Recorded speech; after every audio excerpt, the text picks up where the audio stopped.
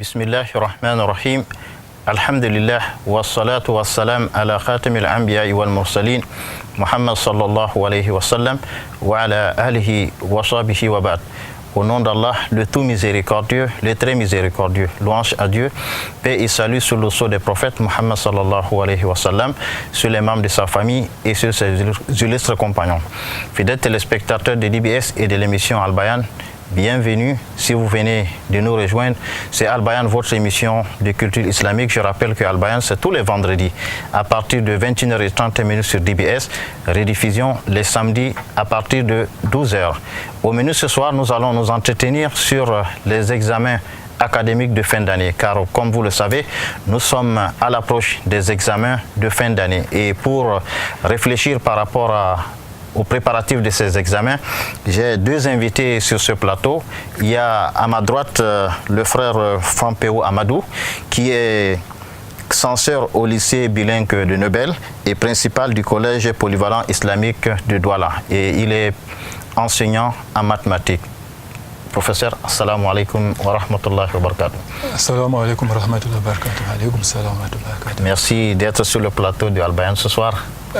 C'est moi qui vous remercie. C'est toujours un plaisir que d'être invité sur ce plateau pour éclairer les jeunes Camerounais en ce qui concerne la préparation des examens officiels. Et je tiens à vous tirer un coup de chapeau là-dessus.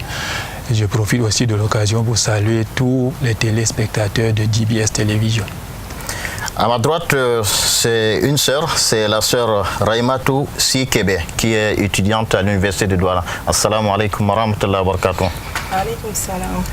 Welcome, on dit welcome ou bienvenue sur le plateau de Al Bayan. Welcome.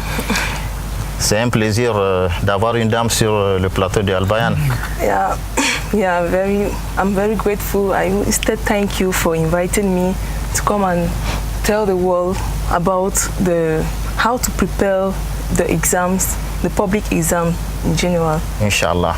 Mesdames et messieurs, le décor est planté. Nous allons, comme chaque vendredi, commencer par rendre grâce à Allah à travers une lecture coranique. On se retrouve derrière.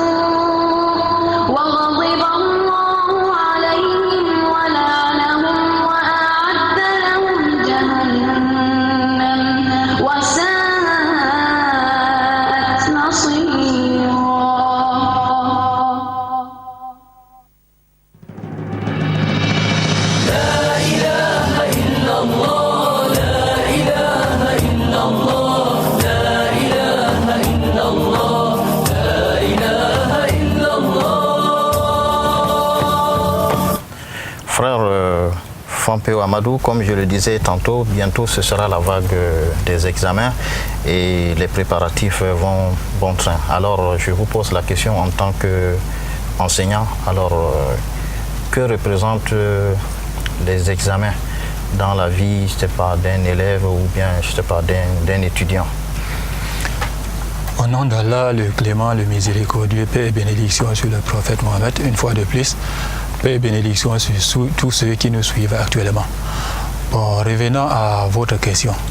Déjà, les examens, il y a les classes qu'on appelle classes d'examen, à savoir le cours moyen 2 pour l'école primaire, la troisième, la première, la terminale pour le secondaire d'enseignement général, la forme 5, le OPA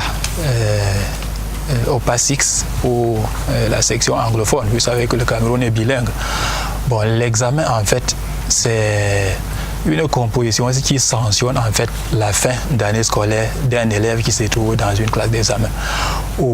Composition au bout de laquelle il y a une certification, c'est-à-dire on peut donner un diplôme à celui qui aura brillé par le bon comportement, à savoir qui aura eu la moyenne requise pour passer à cet examen, et nécessairement celui qui n'a pas réussi, il n'a rien. Donc pour dire que l'examen, ça sanctionne un certain niveau, une certaine agrégation, une certaine certification qui prouve qu'on a un certain nombre de connaissances qu'on peut déjà mettre en valeur sur le terrain. Grosso modo, voilà ce qu'on appelle examen. Bon, et pour mieux parvenir à ça, s'il faut peut-être aller un peu en profondeur, l'élève de la classe d'examen doit être à même de se préparer aux examens officiels. Ça suppose qu'il doit d'abord suivre les cours normalement dans sa classe d'examen, et ces cours-là sont les cours donnés par les enseignants certifiés, et ces enseignants certifiés ont d'abord le programme donné par le ministère des enseignements secondaires et le ministère de l'éducation de base, programme sur lequel l'élève sera jugé en fin d'année s'il a bien acquis ce programme ou bien il ne l'a pas acquis. Donc l'année scolaire étant là, c'est au cours de toute l'année scolaire qu'il faut suivre ce programme, et l'année scolaire étant divisée en petites séquences, à savoir 6 séquences grosso modo, mais 5 séquences d'enseignement et la dernière séquence étant administrative. L'élève doit bien suivre les 5 séquences dans la salle de classe, être évalué à la fin de chaque séquence, et à la fin, au bout du processus, l'élève va juger lui-même s'il est déjà à même de se présenter aux examens officiels. Et il va se juger lui-même comment? À travers ce qu'on appelle les examens blancs qui se sont déjà déroulés dans presque tous les établissements scolaires du Cameroun. Donc si je vous comprends bien, l'examen se prépare à partir du début de l'année. Donc c'est pas... Justement, Imam, l'examen se prépare peut-être même avant le début de l'année, parce que l'élève doit savoir dans quel établissement il doit préparer son examen. Et pour dire, par exemple, au lycée bilingue de Neubel, c'est un établissement où on peut bien préparer son examen, puisque le programme là est suivi directement par les instances publiques. Le collège polyvalent islamique de Douala aussi, on peut bien préparer son examen là. Donc le choix de l'établissement, c'est très très important. Et quand on a choisi l'établissement, on doit être là du début jusqu'à la fin. On n'attend pas les dernières minutes pour préparer son examen. Et être là du début jusqu'à la fin veut dire qu'on est inscrit, qu'on suit les cours, qu'on s'évalue à travers les enseignants, les encadreurs qui sont là. Et à la fin de l'année, on fait d'abord un examen blanc, ce qu'on appelle examen blanc ou épreuve 0, pour voir si on est à même de bien se comporter aux examens officiels qui seront présentés devant soi par les instances publiques. Donc on n'attend pas la dernière minute pour se résumer, on prépare avant l'année scolaire. Et pendant l'année scolaire, du début jusqu'à la fin de l'année scolaire, on doit être dans les qui-vive.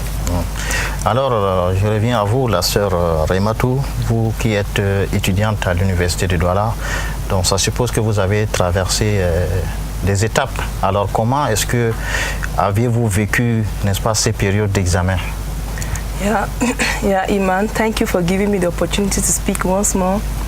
I would like to tell the audience that to prepare the public exam, we have to be prepared psychologically, spiritually, and physically. When I mean psychologically, I mean you have to have the faith, put in head that you will succeed. And you have to also pray, make all the addu'as possible to succeed.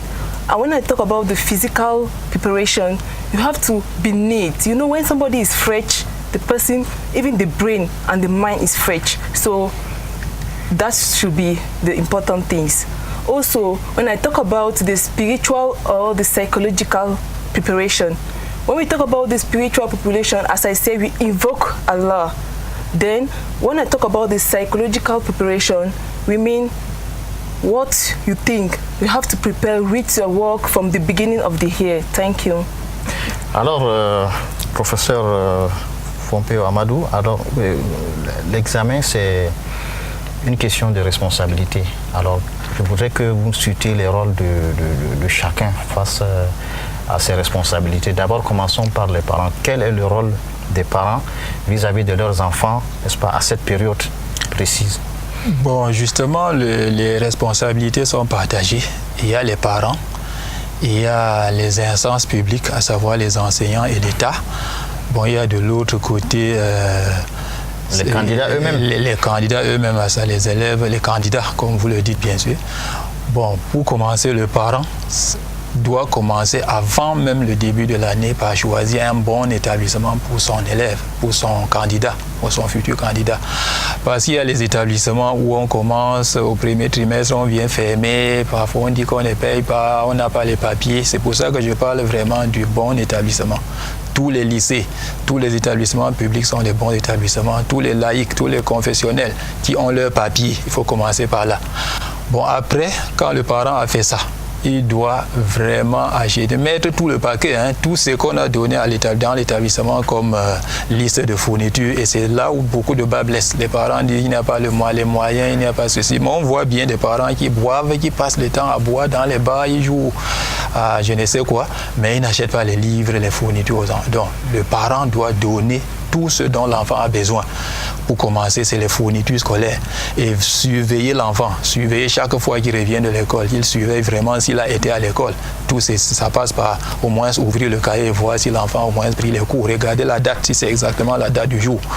Quand on a fait ça, à la fin d'un cycle, à savoir d'une séquence, on doit voir le travail de l'enfant sur le papier, ce qu'on appelle le bulletin de notes, voir si l'enfant s'est bien comporté. Si ce n'est pas le cas, on doit aller à l'école pour demander aux enseignants et aux encadreurs ce qui ne va pas. C'est comme ça que le parent doit faire jusqu'au terme de 6 séquences. Arrivé au terme de 6 séquences, s'étant bien comporté avec l'enfant, contrôler, donner la nourriture, contrôler qu'il a tout fait, le parent doit donner les bons conseils et surtout prier, comme la sœur vient de dire, parce que ce que nous disons là, ça se limite sur le plan scientifique. Mais de l'autre côté, seule la science ne suffit pas. Il faut le cachet d'Allah, du Créateur subhanahu wa ta'ala. Il faut son. Donc le parent doit prier pour le bon comportement de l'enfant, prier que l'enfant comprenne, prier que l'enfant soit dans des meilleures conditions le jour même de l'examen. Et le jour même de l'examen, même un peu avant le jour de l'examen, puisque l'école finit, la partie scientifique des établissements scolaires finit avant, peut-être quelques semaines avant le jour J, le jour même de l'examen. Il faut que le parent contrôle que l'enfant est dans les qui-vive, qu'il est dans ce qu'on appelle la période bloquée. Il doit essayer de voir s'il apprend petit à petit, doucement. Et dans cette phase, il faut continuer à faire la prière à l'enfant. Le jour même de l'examen, c'est le parent qui doit veiller à ce que l'enfant se réveille tôt le matin. Il ne doit pas attendre que l'enfant dorme à 3 h du matin et se réveiller à 9 h quand il s'est fait tard. Donc le parent, quand il se lève à 4 h pour faire ses prières, qu'il réveille l'enfant, que l'enfant commence à se préparer. Et c'est comme ça que le grand matin, il peut même l'accompagner jusqu'à l'entrée de l'établissement, du centre, pour être sûr que l'enfant est en de bonnes mains. Voici grosso modo. Et comme ça, au fur et à mesure que l'examen évolue, il doit vérifier que l'enfant compose. Parce qu'il y a les enfants qui arrivent, ils entrent, composent, le lendemain, ils ne viennent plus. Ça arrive souvent. On les retrouve dans les salles de jeu. Donc le parent doit être là, avoir l'œil sur l'enfant du début. Surtout en cette période où les examens sont imminents. Ne pensez-vous pas que les parents doivent entourer encore plus leurs enfants de soins, d'amour et voire même par exemple au niveau de la maison alléger leurs travaux domestiques justement, pour leur permettre de mieux réviser les cours? Justement, Imam, c'est très très important. Les activités, c'est bien beau de donner les activités domestiques aux enfants pour qu'ils ne soient pas paresseux et irresponsables. Parce que quand on sort du lycée, on devient responsable à l'université. On doit savoir préparer, savoir laver, savoir faire des petites tâches ménagères. Mais ceci n'est pas de nature s'est préparé à la dernière minute pour être universitaire. Non, à la dernière minute, on doit plutôt alléger la tâche de l'enfant. S'il puise souvent 5 seaux d'eau par jour, il faut peut-être diminuer à 2 ou bien même à 1. Pourquoi même pas le laisser au moins une semaine se reposer, se consacrer à la révision, à la régulation, à la remédiation de tout ce qu'il a pu emmagasiner dans la salle. Et contrôler quand même qu'il aille faire ses prières à la mosquée et revenir. Et que dans sa chambre, il ne dort pas. C'est autant de petits trucs. Et n'est pas si les enfants vendent souvent, parce qu'il y a les enfants qui vendent les beignets les samedis et dimanches, il faut un peu alléger. C'est bien, c'est vrai que la vie est dure, mais les dernières minutes, il faut alléger, il faut diminuer les tâches ménagères et les tâches économiques, les tâches je ne sais quoi sur l'enfant et le mettre dans les bonnes conditions de l'examen. Alors, Rahimatou, à l'approche des examens par le passé, alors quels conseils les parents vous donnaient-ils à l'approche des examens? Imam, I think that parents have to advise their children to be disciplined, because that's what is lacking in this the milieu of education. Discipline. When I talk about discipline, I mean in the hall. When the student, when the how can I say, the person in charge of the hall, that is the person just surveillant. When I talk about the discipline master, the discipline master, yeah. When I talk about the discipline master, when the discipline master says stop, stop, go out, you go out. Obey what the discipline master says, because it can play with your exams. Thank you. Alors, frère Pampo, il faut, n'est-ce pas, aussi que les parents prient pour les enfants. Il y a beaucoup de parents qui négligent le côté spirituel. Ils oublient qu'il faut accompagner, n'est-ce pas, les enfants par des prières. Oui, Imam. Vous savez, actuellement encore, où le monde perd progressivement le nord, comme on le dit souvent. L'enfant, je peux dire que c'est la meilleure progéniture, c'est l'un des grands cadeaux que le Seigneur Tout-Puissant puisse nous donner ici sur terre. Parce que Dieu le dit bien, l'argent et les enfants, ça fait partie des parures de cette vie-ci. Donc quand on en a déjà, et c'est notre héritier, pour dire qu'on ne doit pas le laisser à l'abandon, il ne doit pas être abandonné. Et comme il n'est pas déjà responsable dans nos prières, vraiment pensons à prier pour nos enfants, pas seulement pour nos enfants, hein, les enfants des voisins, les enfants de toute la communauté entière en général et la communauté camerounaise en particulier. Donc c'est très important de prier. Vous, les imams dans les mosquées, c'est l'occasion pour moi vraiment de vous tirer un coup de chapeau parce que vous le faites déjà. Mais les parents doivent vraiment vous emboîter. Que pensez-vous des parents qui, à l'approche des examens, vont consulter les devins ou les charlatans? Bon, déjà, il faut voir, c'est absurde, il faut voir si l'enfant du charlatan, même déjà, est l'exemple et le modèle des enfants que nous voudrions pour notre communauté. Est-ce que son enfant est déjà ça? Est-ce que son enfant a déjà passé tous ses examens? Ça a déjà. La meilleure des choses, c'est le suivi de l'enfant au jour le jour. Il n'y a pas de baguette magique pour passer un examen. Il n'y a pas de baguette magique pour passer un concours, ni de baguette magique pour apprendre. Déjà, pour passer son CEP, c'est au moins 6 ans ou 5 ans d'apprentissage. Vous ne pouvez pas faire la magie pour qu'un enfant qui vient de naître la passe de CEP. L'apprentissage, ça prend du temps. Imam, je vous admire souvent. Vous êtes l'un des imams de la ville, ceux-là qui ont mémorisé le Coran. Avec vous, là, je sais bien que vous avez pris du temps pour mémoriser un verset du Coran. Combien de fois tous les versets du Coran? Ce n'est pas donné. Et c'est la même chose avec l'école occidentale, si on peut appeler ça comme ça. L'éducation en général, on prend du temps. Aucun charlatan, sans vous mentir, ne peut en quelques jours vous donner les recettes pour passer un examen. Ça s'apprend. Donc pour moi, je m'inscris en faux par rapport à cela et je décourage vraiment les parents qui passent le temps à marcher derrière les charlatans pour que les enfants réussissent. Ce n'est pas vraiment indiqué. Encore pour un musulman, ce n'est pas indiqué. Non. Mesdames et messieurs, nous allons marquer une première pause, le temps de suivre Al Bayan Info.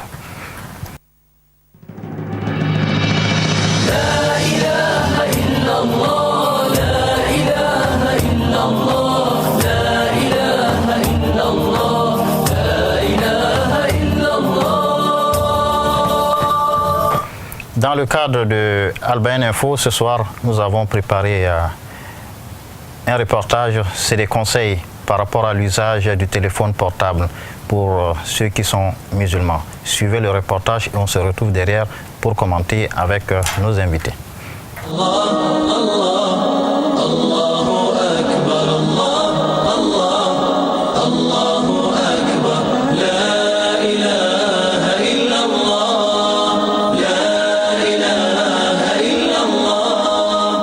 Le téléphone portable est un outil faisant partie de notre quotidien.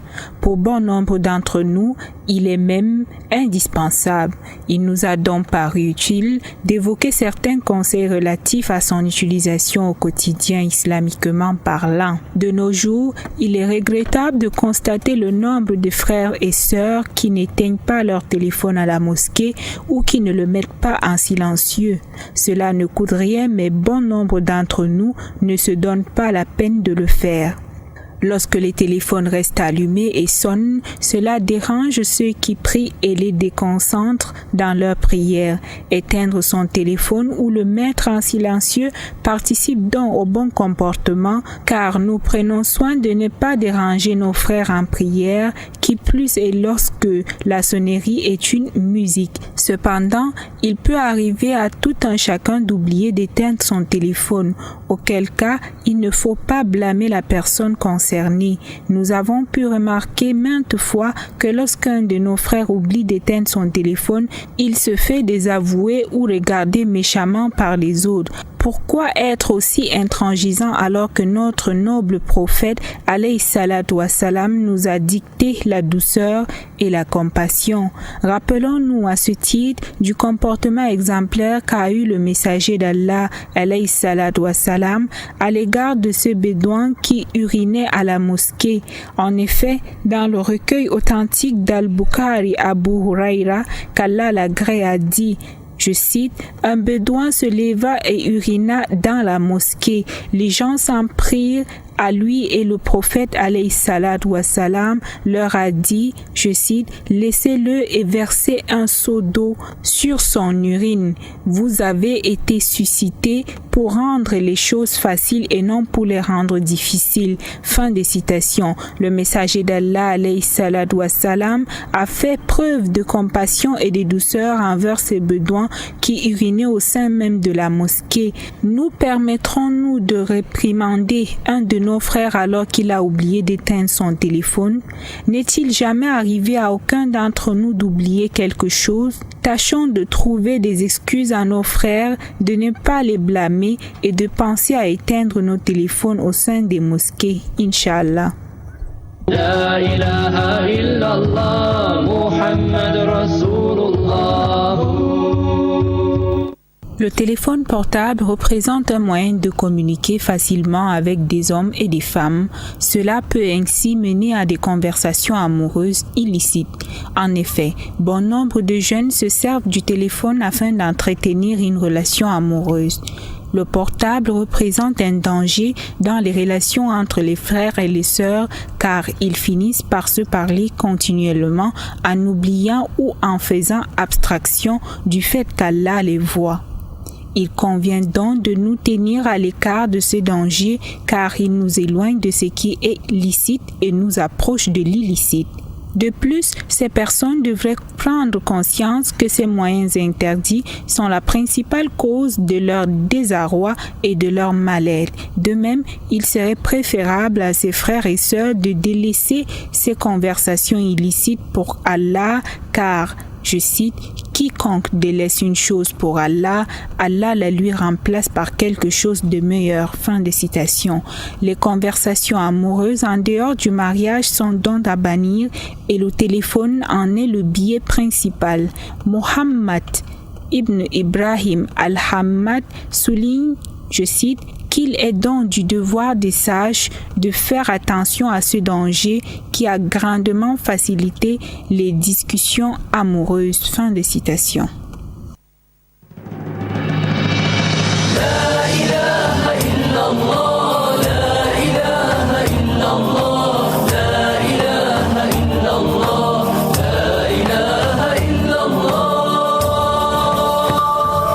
Professeur Fampe Amadou, votre commentaire par rapport au reportage qui vient de passer? Vraiment, ce reportage, c'est la bienvenue. Et je m'avais demandé à tous nos éditeurs de faire très bon usage de ce reportage parce qu'il est quasi complet. Et je vais profiter de l'occasion pour dire aux candidats aux examens officiels que c'est prohibé, c'est extrêmement interdit de se présenter dans un centre d'examen avec un téléphone portable. C'est le ministre qui le dit.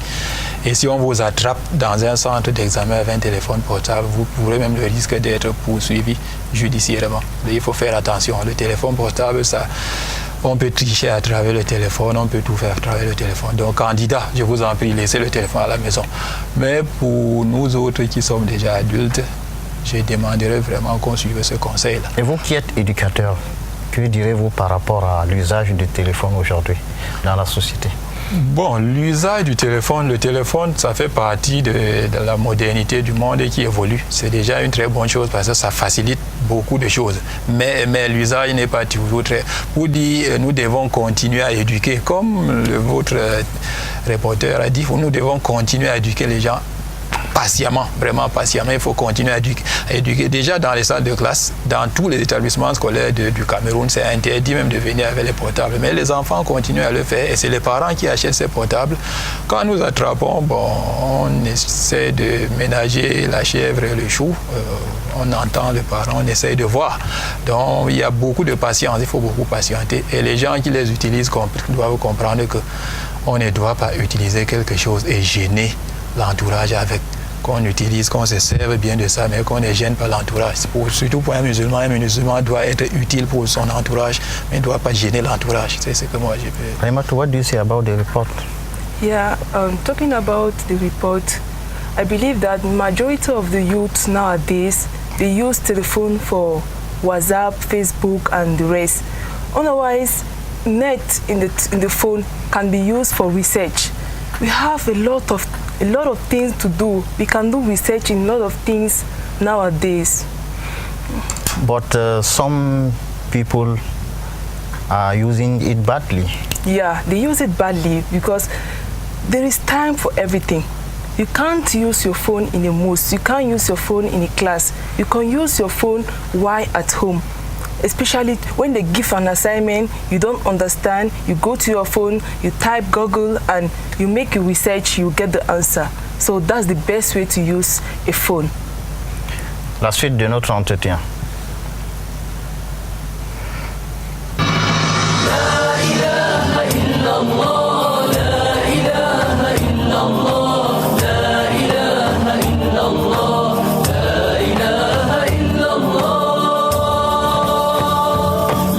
Alors, professeur Fampe Amadou, maintenant parlons des candidats.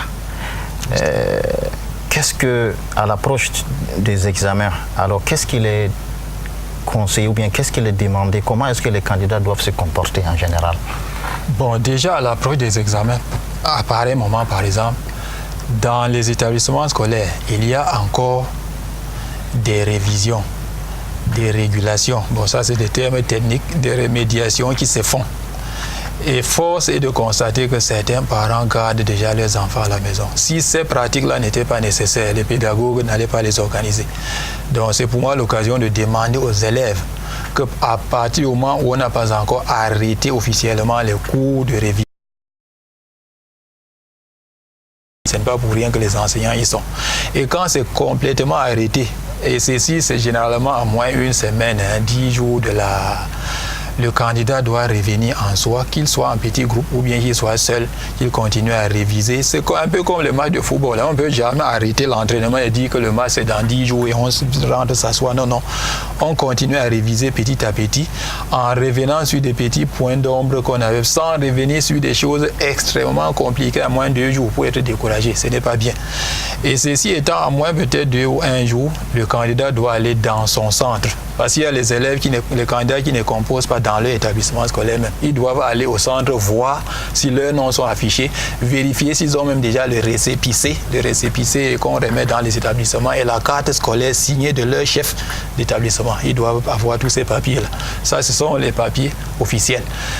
La veille, il doit aussi voir s'il a les petits nécessaires comme le bic, la règle, et s'éloigner du téléphone. On vient de parler du téléphone là, et toute autre chose, appareil numérique. susceptibles. Toute distraction. Toute distraction, il doit s'éloigner de ça. Laisser seulement la semaine des examens là passer avant de revenir sur les autres pratiques.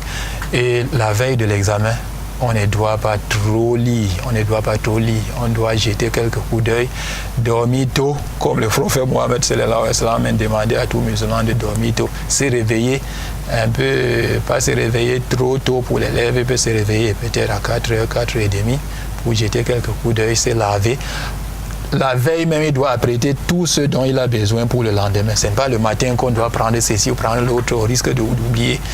Et se lever tôt, prendre son petit bain, prendre son petit goûter et s'avancer soigneusement et doucement vers son centre. Arrivé au centre, il se fait identifier au portail. S'il est accompagné, que les parents restent dehors, l'enfant entre et va directement dans sa salle qu'il aura vu la veille, parce que la veille des examens, tout est préparé, le centre est vraiment prêt. Il va dans sa salle, il s'assoit, il laisse les commentaires inutiles, les bavardages inutiles, il se concentre en attendant les toutes premières épreuves. Voilà ça sur le plan scientifique. Mais sur le plan islamique, sur le plan religieux, sur le plan spirituel, vous savez que la concentration et les prières ne doivent pas être en reste. Ça fait partie, ça accompagne même tout ce qu'on fait sur le plan scientifique. Le matin, on fait bien sa prière, on demande même les invocations des imams, des parents, des grands frères, de tout l'entourage avant de se diriger vers l'examen. C'est comme ça, tout ce processus-là, jusqu'à la fin de l'examen proprement dit. Est-ce qu'en ce moment, le travail en groupe peut être bénéfique? Bon, avant, le travail en groupe est bénéfique, c'est-à-dire quand on a fini au lycée ou bien dans le centre, dans l'établissement, la semaine qui reste là, on peut bien travailler en groupe si c'est le bon groupe, mais si c'est le groupe de bavardage, ça vaut la peine de rentrer à la maison et s'asseoir et réviser tout ce qu'on a fait tout le long de l'année. Bon, pendant l'examen, c'est parfois dangereux de réviser en groupe, parce que quand on est en groupe, on passe beaucoup plus de temps à parler de ce qu'on a déjà fait et on oublie ce qui vient. A dit si j'avais écrit tel, j'aurais dû faire tel, tout ce que tu as fait. Donc c'est parfois dangereux de travailler en groupe pendant l'examen. Mais ce n'est pas interdit. Ça dépend du groupe et ça dépend du degré de responsabilité des membres du groupe. Bon, si on est seul, on a peut-être mal travaillé à la presse, qu'on juge qu'on a peut-être mal travaillé ou très bien travaillé, qu'on sache que c'est passé et qu'on se concentre vraiment sur ce qui vient. Parce que l'examen, c'est beaucoup de matières, ce n'est pas une seule matière. Qu'on ait bien travaillé en une matière, ce n'est pas ça l'examen. C'est la fin qui justifie les moyens, comme on le dit souvent. Mais il faut bien faire tout avant de jubiler ou bien avant de dire qu'on n'a pas, ou bien on n'a pas bien travaillé. Tout à l'heure, sœur Raimatou, tu as parlé de la préparation psychologique et la préparation spirituelle. Maintenant, revenons sur la préparation psychologique. Alors, comment est-ce que le candidat doit se préparer psychologiquement pour affronter un examen? Yeah, before I answer that question, I have to go back to what the professor just said.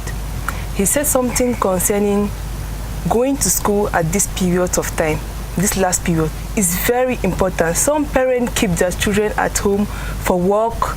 Otherwise, going to school at this period of time, they gain a lot of things. Revision is the best, and you cannot prepare your goods now to go and sell. You prepare it from backwards, from that is, you take time to prepare your good that you want to say. So it is known now that a student will read a topic. And talking about what we call speculation.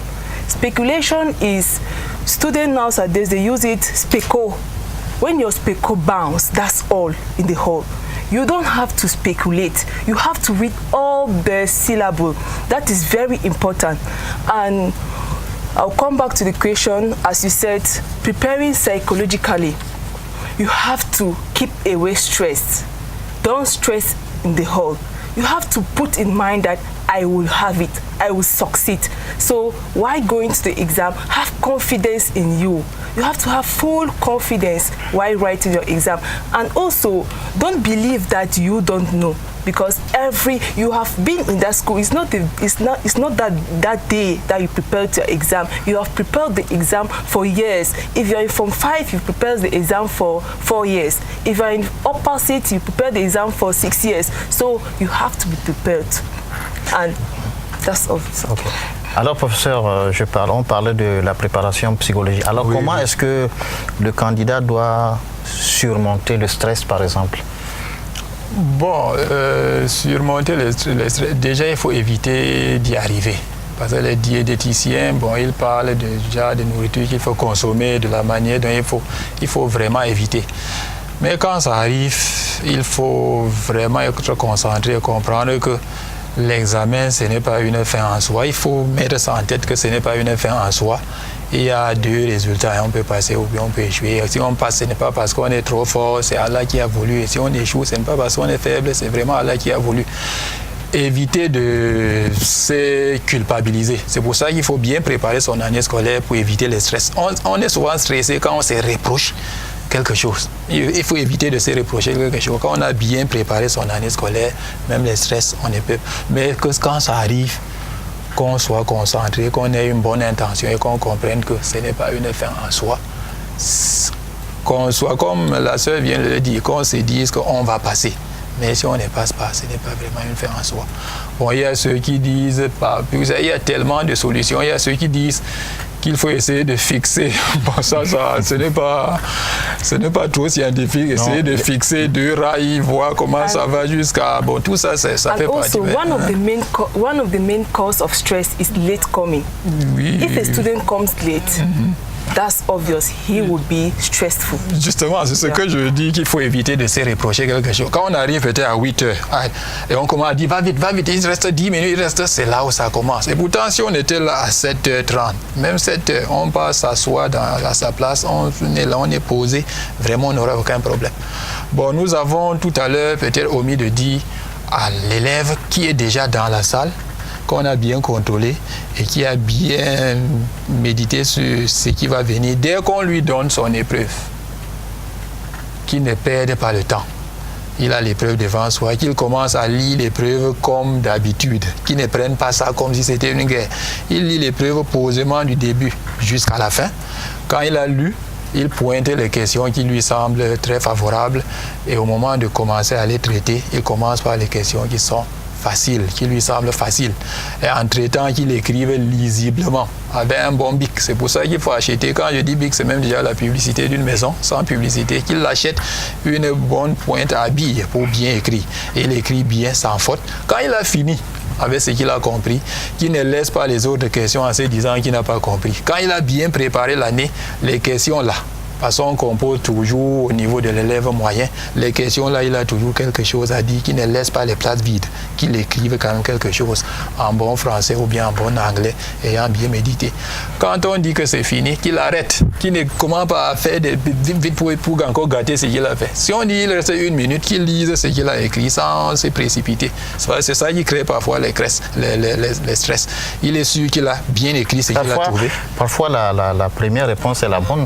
Oui, parfois la première réponse est la bonne. C'est quand on a bien lu l'épreuve et on a pointé les questions qui sont favorables, on se met vraiment à traiter en évitant les ratures. Ce qui vient dans la tête là, c'est vraiment ce que l'enfant a lu et c'est peut-être la bonne réponse. Qu'il écrive ça bien. Après avoir écrit tout ce qui lui est déjà favorable, soit il compte, il peut passer au secondaire. Ce qu'il sent dans la tête ne semble pas très bien posé, il réfléchit bien là-dessus et ce qui vient, il écrit très bien, avec une très bonne présentation, en évitant les ratures, c'est beaucoup plus ça.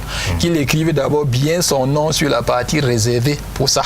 Son numéro de table, son nom, date de lieu de naissance, son numéro de table, le centre où il compose, parce que tout ça c'est à l'en-tête avant de bien commencer. Et là où on écrit, n'est rien écrit ici, parce que c'est beaucoup les problèmes que nous rencontrons. Quand on dit n'est rien écrit ici, qui n'écrivait vraiment rien là-bas, parce que ça s'apparente à une fraude. Et quand on va l'attraper, quand il a écrit là où il ne fallait pas écrire, ça crée déjà le stress, il commence à trembloter, et comme ça il oublie. C'est une chose qu'il aura bien apprise. Donc, on comprend bien que... Oui. Yeah, to add to what he just said is copy work. Copy work is one of the things that makes students fail. You believe that you don't know your friend know, you copy from him or from her, and otherwise what you've written is the right thing. So I will advise them to avoid copy work. Maintenant, par rapport à la gestion du temps, je vois que, bon, avec tout ce que vous avez dit, on comprend aisément que la gestion rigoureuse du temps s'impose à l'approche et en même temps pendant les examens. Justement, avant les examens, bon, très longtemps avant, l'établissement aide quand même les élèves à mieux gérer leur temps. Déjà, les cours normaux sont répartis selon un emploi du temps bien conçu par les spécialistes. Bon, les dernières minutes, si les régulations et les révisions, là, c'est toujours établi par les spécialistes. Mais après, quand l'enfant est laissé à soi, heureusement, dans les établissements scolaires, il y a ce qu'on appelle les conseillers d'orientation, et tout enseignant digne de ce nom peut donner un bon emploi du temps à l'élève qui veut se préparer seul ou bien à ceux-là qui veulent se préparer en groupe. Il faut bien respecter cet emploi du temps-là, ne pas perdre le temps dans les choses vraiment inutiles, sans pour autant dire que l'enfant ne doit pas... Dans cet emploi du temps, on prévoit les heures de régulation, les heures de repos, les heures de petits jeux là pour divertir. Mais la gestion de temps, le jour même de l'examen, puisque chaque épreuve est conçue pour un temps. Si c'est 2 heures, bon, prenons l'unité. Si c'est 1 heure, quand on est assis, on peut prendre 10 minutes pour lire toute l'épreuve. Et les 40 minutes pour bien traiter et les 10 dernières minutes pour mettre les points sur les i. N'est jamais sorti avant pour dire qu'on a déjà bien fini, on est sûr de. N'est jamais, c'est ce qu'on dit toujours aux candidats, n'est jamais sorti avant et faire les spéculations dehors. Il faut attendre jusqu'à la dernière minute, c'est très important. Mais si on se rend compte qu'en attendant jusqu'à la dernière minute, on change les bonnes réponses en mauvaises, on peut toujours sortir. Mais l'épreuve est conçue pour un temps bien précis. Et les examinateurs savent qu'un bon élève, si c'est 1 heure, il peut faire en 50 minutes. Et pourquoi les 10 minutes là, on doit être précipité pour sortir? On peut laisser rester regarder ces choses pendant les 10 minutes là. En sortant, si c'est la gestion du temps là, on ne doit pas se précipiter à sortir. On doit veiller à ce que sa copie soit remise en main propre aux surveillants de salle. Parce qu'il y a bien des élèves des candidats qui finissent, ils déposent là, ils sortent. Après, le vent emporte la copie, hein, ça arrive souvent. Donc l'enfant doit vraiment veiller à ce qu'il ait remis sa copie en main propre à l'examinateur et qu'il ait écrit son nom sur la liste des présents dans la salle. Très important. Mesdames et messieurs, nous allons passer immédiatement au rappel de la semaine, après le jingle.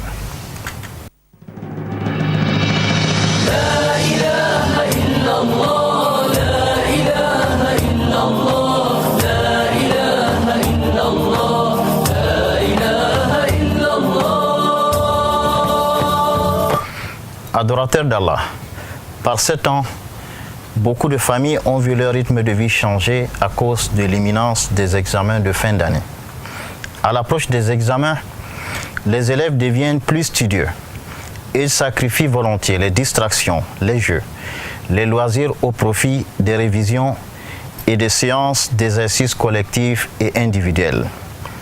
Les parents ne sont pas en marge de ces préparatifs car la plupart se préoccupent de la réussite de leurs enfants. Encadrement, soutien moral, promesses, en tout cas, on ne lésine pas sur les moyens. Il en est ainsi parce que le succès de l'enfant rehausse l'honneur de la famille et l'échec chagrine tout l'entourage du candidat ou de la candidate. Ce sentiment est tout à fait légitime. Frères et sœurs, cette attention que nous marquons pour nos enfants candidats aux différents examens doit être la même lorsqu'il s'agit de la religion. Nous devons inculquer à nos enfants que tout en faisant l'effort de réussir à leurs examens académiques, ils ne doivent pas oublier qu'il y a un autre examen qui est celui d'Allah où nul ne peut échapper. Mieux, à cet examen, il n'y a pas de deuxième session ni reprise. Il est donc important que dans l'encadrement des enfants, il y ait un équilibre entre les affaires d'ici-bas et celles de l'au-delà. Il ne s'agit donc nullement de sacrifier un domaine au profit de l'autre. Les enfants seront à l'image des parents. C'est pourquoi dans leur comportement, les parents doivent veiller à montrer par leur exemple que la religion a autant d'importance que les affaires de la vie. Craignons donc Allah. N'oublions pas la raison première de notre existence sur terre. Ne souscrivons pas à la négligence qui nous fera regretter à un moment où le regret n'aura aucune utilité. Sachons que si toutes les peines que nous consentons pour nos enfants sont orientées à la fois vers la vie d'ici-bas et vers l'agrément d'Allah, nous aurons toutes les chances que nos enfants soient une source de joie pour nous, pour nos cœurs, et nous bénéficierons des récompenses auprès d'Allah. Le verset coranique suivant en est une preuve. Ô vous qui avez cru, craignez Allah et que chaque âme voit ce qu'elle a avancé pour demain. Et craignez Allah car Allah est connaisseur parfaitement de ce que vous faites. Et ne soyez pas comme ceux qui ont oublié Allah. Allah leur a alors oublié leur propre personne. Ceux-là sont les pervers. Chers frères et sœurs en islam, réfléchissons sur la double attitude que nous adoptons selon que nous sommes en face d'une épreuve divine ou d'une épreuve humaine. Comparons d'un côté cette veillée d'armes, cette conscience aiguisée, cette énergie déployée pour connaître le succès lorsqu'il s'agit des épreuves instituées par l'homme lui-même. Et de l'autre côté, la nonchalance, la négligence et l'insouciance lorsqu'il s'agit des épreuves divines. Avons-nous conscience que nos conjoints, nos enfants, nos richesses, nos joies et nos peines sont des sources d'épreuves qu'Allah a instituées? Savons-nous que ces épreuves sont de loin incomparables à celles que nous instituons nous-mêmes? En vérité, cette veillée d'armes, cette conscience qui caractérise parents et enfants au moment des examens académiques devrait être plus remarquée en ce qui concerne les actes d'adoration, les actes qui garantissent la réussite ici-bas et dans l'au-delà. Bien que les examens académiques aient plusieurs sessions, bien qu'ils soient annuels et qu'on ait une chance de se rattraper après un échec, bien qu'il soit de moindre importance que l'épreuve divine, voyez l'énergie que nous déployons pour l'affronter avec privation de sommeil et de loisirs. Toute la famille se mobilise et s'investit pour la réussite du candidat. Comparons cette attitude à l'indifférence en ce qui concerne tout ce qui est religieux. Parfois, c'est même les parents eux-mêmes qui découragent les enfants qui s'intéressent à la religion. Comment se fait-il que les parents investissent si tant en vue du succès de leur enfant lors des examens académiques alors qu'ils ont à peine conscience des épreuves instituées par Allah dans notre vie de tous les jours pour mériter sa grâce et sa miséricorde? Pourquoi une telle démission face aux questions relevant de la religion? La vie présente vous agrée-t-elle plus que l'au-delà? Or, la jouissance de la vie présente ne sera que peu de choses comparée à celle de l'au-delà.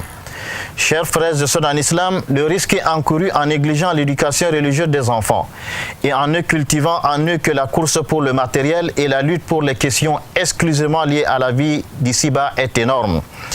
Ces enfants adoptent pour la plupart des comportements relevant de la logique de la jungle, à savoir chacun sauve sa tête ou la raison du plus fort est toujours la meilleure. En vérité, les parents seront les premiers à suivre les contre-coups de cette négligence dont ils auront à répondre devant Allah. Qu'Allah fasse de nous des serviteurs qui écoutent la parole et s'évertuent à l'appliquer de la plus belle des manières. Amen. Allah is the creator of heaven and of earth. Nothing may compare with him. He is the one alone. The prophets, best of humankind, sent to all nations and all tribes. Last of all, Muhammad, mercy to the world. The reckoning, the final day when all will see their works remade in soul and body to stand before the Lord with patience, bearing every grief, with thankfulness for all blessings. We are content with destiny, the will of Allah. Faith is belief in Allah and the messengers, the angels and the final day and the holy scriptures. To believe in destiny that could.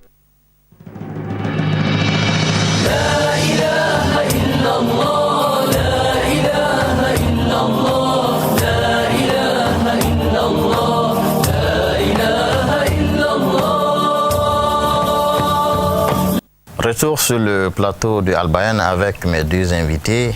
Il s'agit du professeur Amadou Fampéou, qui est censeur au lycée de Nebel, et de la sœur Raimatou Si Kebi, qui est étudiante à l'université de Douala. Avant de sortir de cette émission, nous allons maintenant aborder rapidement la préparation spirituelle, car seul Allah garantit le succès dans toute entreprise. Donc voilà d'où l'importance de cette préparation spirituelle. Alors comment se préparer spirituellement pour affronter les examens? Bon, merci. Déjà au cours de l'année, l'enfant doit être, ou bien le parent, tout le monde doit être spirituel. On ne doit pas attendre seulement la veille des examens pour se préparer. On doit faire ses prières, la bonne intention, pourquoi on va même à l'école. Et s'il s'agit de la veille même déjà, et dans toutes les actions de l'être humain même, déjà, le prophète Mohammed sallallahu alayhi wa sallam demande qu'on fasse la prière. Et parmi ces prières, il y a les prières selon lesquelles Allah, c'est lui qui rend toutes les choses faciles. Et il n'y a rien de facile sauf si Allah a rendu la chose facile. Lui rend la chose difficile facile. Donc ça fait partie des prières que l'enfant, ou bien le candidat, ou bien le parent doit lire à l'enfant. Et déjà, les prières quotidiennes qui sont obligatoires, on doit d'abord commencer par les respecter. Il faut respecter les prières. Oui, à la fin de ces prières quotidiennes, qu'on demande vraiment le succès, qu'on demande la bénédiction pour ce qu'on est en train de faire. Donc, comme ça, continuellement, je crois que s'il plaît à Dieu, les choses seront positives pour le candidat. Est-ce qu'on peut accompagner ces prières avec des sadaqat, des actions de générosité? Très bien, Imam. On peut accompagner ça avec les dons, avec les sadaqat, c'est-à-dire... Voire même les jeûnes surrogatoires pour Allah. Les jeûnes surrogatoires pour Allah, jeûner pour Allah. Et demander vraiment, dire même à Allah que je jeûne ça pour mon examen. Je fais ce don-ci pour mon examen, c'est toujours bien la bienvenue. Et comprendre que quand on fait ça, il faut d'abord être bien préparé dans la tête. Parce que Dieu demande que vous fassiez d'abord l'effort et compter sur lui après. Il ne faut pas passer toute l'année sans rien faire à la dernière minute dans la sadaka. Si par peut-être Allah ne veut pas que vous passiez, vous allez dire que vous allez donner la sadaka, ça n'a pas marché. Non. Quand on s'est bien mis dans les conditions de passer son examen en demandant vraiment à Allah de passer. Après, on fait ses prières, on fait les aumônes, c'est une très bonne chose. Et qu'on comprenne que dans toute chose, il y a toujours deux résultats. Qu'on ait passé, on remercie Allah. Qu'on n'ait pas passé, qu'on remercie, tu vois, Allah. Qu'on comprenne qu'Allah sait pourquoi il ne vous a pas donné le succès cette fois-ci. L'échec à l'examen n'est pas synonyme de l'échec pour la vie. Ce n'est pas le synonyme de l'échec pour la vie. D'ailleurs, beaucoup de ceux qui ont réussi, là, si vous voulez leur demander leur suivi scolaire, vous allez voir qu'il y a quand même quelques points d'embûche là-dessus. Donc, on comprenne que l'échec n'est pas l'échec dans la vie. Et quand on passe, qu'on n'exulte pas trop, qu'on comprenne que ce n'est qu'une étape parmi tant d'autres, qu'on prie que ce succès-là soit... amène d'autres succès. Et qui est la baraka, la bénédiction dans ce succès-là. Parce qu'il y a les succès non bénis. Avant de sortir maintenant, chacun de vous va prodiguer des conseils à nos candidats. Alors, je commence par la sœur Aimatou. What is your advice to our candidate? Yeah, talking about the spiritual, first of all, I will advise them this period of time they can make nocturnal prayers. They can get up in the night and pray. Yes. I believe, inshallah, if they have studied, they will pass. Inshallah. Yeah. And also, the dressing of candidates. There are some candidates that when they go to write the exams, they will expose themselves. They will make in such a way they must provoke the invigilator, which is not correct. Yes. Try and avoid provocations that is to avoid the provocation to provoke the invigilators. Don't forget your ID card. You, the external student, don't forget your ID card. It's the most important. Without the ID card, you can't write your exams. Yes. Alors, professeur? Oui, merci Imam. Bon, c'était vraiment difficile de se résumer en une minute, mais je vais d'abord demander aux candidats que tout ce que nous avons dit dans cette émission-ci, qu'ils prennent ça en considération et qu'ils mettent ça en pratique au jour le jour. Bon, qu'ils aient la confiance en soi. Un candidat doit avoir la confiance en soi et côtoyer les gens qui ont déjà réussi et côtoyer les encadreurs au fur et à mesure. Éviter surtout la tricherie. La tricherie vient quand on n'a pas confiance en soi. Qu'on comprenne que si on a passé une bonne année scolaire, on va passer son examen, Inch'Allah. Et voici entre autres ce qu'on peut leur donner comme confiance, mais surtout et surtout, compter sur le Seigneur Tout-Puissant qui nous a créés, qui nous a mis sur terre et qui sait ce qu'il donne à son serviteur que nous sommes. Donc avant de diriger quoi que ce soit, on dit d'abord Bismillah. Bismillah, avant de commencer, qu'on soit dans la salle de classe, quand on vous donne votre, commencez par dire au nom de Dieu, je m'en vais traiter cet examen-ci pour Dieu, je ne fais pas pour n'importe quoi. Donc nous souhaitons la réussite à tous nos futurs candidats aux examens académiques, Inch'Allah. Bonne réussite à tous nos candidats et qu'on comprenne que le premier éducateur ici au Cameroun, c'est le chef de l'État. Nous lui souhaitons une bonne fin d'année scolaire. Tout ce qu'il a demandé que les ministres fassent, que les délégués fassent, que les chefs de centre fassent, on souhaite que l'année scolaire sera très bien. Par une annonce, je demande aux élèves musulmans de la ville de Douala de venir à la mosquée centrale dimanche prochain pour les cérémonies culturelles et islamiques de clôture de leurs activités annuelles. Je vous remercie beaucoup. Merci à vous deux d'être passés sur le plateau de Al Bayan. Mesdames et messieurs, fidèles téléspectateurs, merci à vous également de nous avoir regardés. N'oubliez pas que la rediffusion de cette émission aura lieu demain samedi à partir de midi. Et nous nous retrouverons, Inch'Allah, vendredi prochain pour une nouvelle émission. D'ici là, portez-vous bien, qu'Allah vous assiste et qu'il vous garde. Subhanakallahumma wa bihamdik. Ashhadu an la ilaha illa an astaghfiruka wa atubu ilayk. Wassalamu alaikum wa rahmatullahi wa barakatuh.